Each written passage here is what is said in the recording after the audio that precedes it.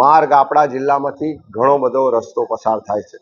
મહાત્મા ગાંધી આ જ રસ્તે ચાલી અને દેશની આઝાદી માટે દાંડી કૂચ કરીને નમક સત્યાગ્રહ કર્યું હતું।